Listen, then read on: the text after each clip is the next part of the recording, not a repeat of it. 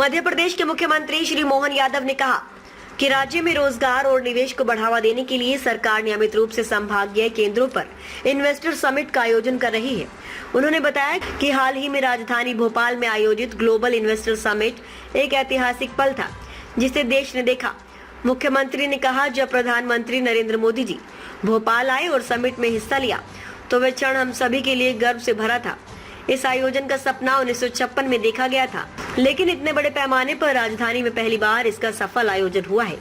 उन्होंने ये भी कहा कि इस प्रकार के आयोजन न केवल राज्य के आर्थिक विकास को गति देंगे, बल्कि युवाओं के लिए नए रोजगार के अवसर भी खोलेंगे। सरकार का उद्देश्य है कि मध्य प्रदेश निवेशकों की पहली पसंद बने और उद्योगों को एक बेहतर माहौल मिले। इन्वेस्टर समिट, जिसमें हर महीने हम अपने रोजगार के लिए संभाग के केंद्रों पर इन्वेस्टर समिट करते हुए, जब ग्लोबल इन्वेस्टर समिट की और जब यशस्वी प्रधानमंत्री भोपाल आए तो हमने सबने उस समय का दृश्य भी देखा होगा। पहली बात तो ये कि 1956 में मध्य प्रदेश बना है, लेकिन पहली बार इन्वेस्टर समिट का बड़ा आयोजन पहली बार राजधानी में हुआ। यह हमारे लिए सौभाग्य की बात। और क्या हुआ है, मानव संग्रहालय उजाड़ पड़ा हुआ था, क्या आबाद हुआ है।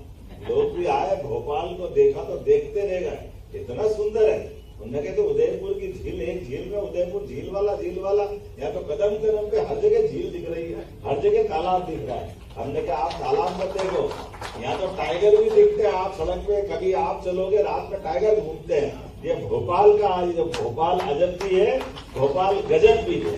प्रदेश की जो विशेषता है, सभी प्रकार की व्यवस्थाओं से परमात्मा की दया से हमारे लिए प्राकृतिक संसाधन भी परमात्मा ने भरपूर दिए, यहाँ के लोग भी भले दिए, व्यवस्थाओं में निष्ठ हैं और समय आने पर अपनी दक्षता के बलबूते पर मध्य प्रदेश के लोग अपनी पहचान न केवल देश से बाहर दुनिया में भी बनाने में सदैव सक्षम रहे। ये अतीत का इतिहास मध्य प्रदेश का रहा है।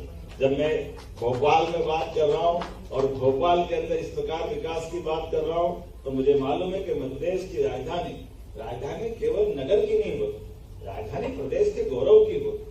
और जब प्रदेश के गौरव की बात करेंगे तो गौरव तो प्रदेश की गौरवशाली अतीत की विरासत की सब घटनाओं को याद करने से होता है। तो जब प्रदेश की विरासत की बात करेंगे तो प्रदेश के अंदर ऐसे महापुरुष भी हुए हैं जिनने न केवल प्रदेश बल्कि देश और देश से आगे बढ़कर दुनिया में अपने परचम फहराए। उनको भी स्मरण करने की आवश्यकता है, उन सबको जोड़ करके देखने की जरूरत है, तब हमको विरासत पे गर्व होगा। इसलिए हमारी सरकार ने निर्णय लिया है कि भोपाल को अपने राज्य भर के गौरवशाली अतीत से जोड़ करके सबको वो प्रकार से दिखाई देगा कि हाँ, ये राजधानी कितनी समृद्धशाली विरासत को समेटे हुए है।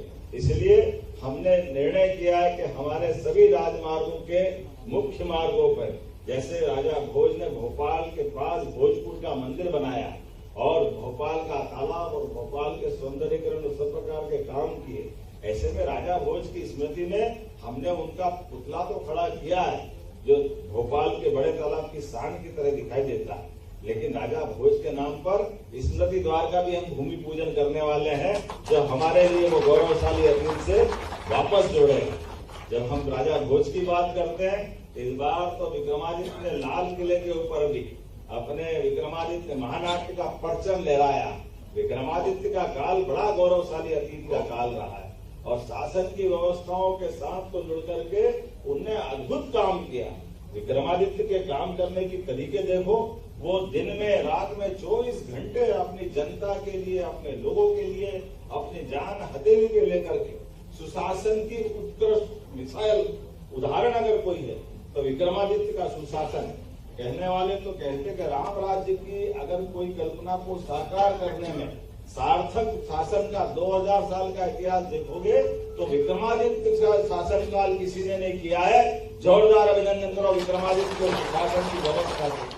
ताज़ा खबरों से जुड़े रहने के लिए हमारे चैनल को सब्सक्राइब करें और बेल आइकन को दबाना ना भूलें, ताकि हर खबर की नोटिफिकेशन आपको मिलती रहे।